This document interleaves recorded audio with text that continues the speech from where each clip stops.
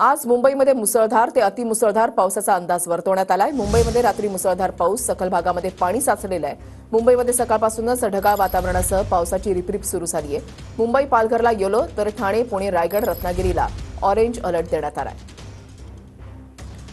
मुंबईत पुढील 24 तासांमध्ये मुसळधार ते अतिमुसळधार पाऊस पडण्याचा अंदाज हवामान खात्याने वर्तवलेला आहे। त्यानुसार आपण पाहतोय की संपूर्ण मुंबईमध्ये ढगाळ वातावरणाची निर्मिती झालेली आहे आणि पुढील 24 तासांमध्ये मेघगर्जनेसह विजांच्या कडकडाटांसह पाऊस पडण्याची शक्यता हवामान विभागाने वर्तवलेली आहे। त्यासोबतच ठाणे, रायगड, रत्नागिरीसाठी हवामान खात्याचा ऑरेंज अलर्ट आहे, तर मुंबईत हवामान खात्याने येलो अलर्ट दिलेला आहे। सिंधुदुर्गसाठी हवामान खात्याचा रेड अलर्ट आहे। सगळ्यात महत्त्वाचं म्हणजे हवामान विभागाने दिलेल्या माहितीनुसार मुंबई शहर, ठाणे, पालघर जिल्ह्यात सोमवार ते गुरुवार मध्ये मेघगर्जनेच्या पावसाचा अंदाज व्यक्त करण्यात आला आहे, तर रत्नागिरी, रायगड, सिंधुदुर्ग जिल्ह्यात मुसळधार ते अतिमुसळधार पाऊस पडण्याची शक्यता व्यक्त केली गेली आहे। विशेष करून आज सोमवारचा दिवस आहे, आठवड्याचा कामाचा पहिला दिवस आहे, त्यामुळे मुंबईकरांनी बाहेर पडताना स्वतःची काळजी घेणं तितकंच गरजेचं आहे। ढगाळ वातावरण निर्माण झालेलं आहे आणि हवेतही सध्या गारवा आपल्याला या ठिकाणी जाणवतोय, त्यामुळे मुंबईकरांनी आपली काळजी घेणं अत्यंत गरजेचं आहे। पुढील 3 ते 4 दिवस मुंबईमध्ये अशाच पद्धतीचं वातावरण राहणार असल्याची माहिती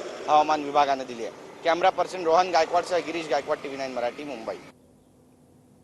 तरी दोन दृश्य आपण पाहताय। कालपासूनच मुसळधार पावसानं मुंबई आणि परिसरामध्ये हजेरी लावलेली आहे। मात्र रात्रभर जो पाऊस कोसळला त्याच्यामध्ये हिंदमाता परिसरामध्ये रात्री मुसळधार पाऊस कोसळला आणि अनेक भागांमध्ये पाणी साचल्याचं पाहायला मिळालेलं आहे।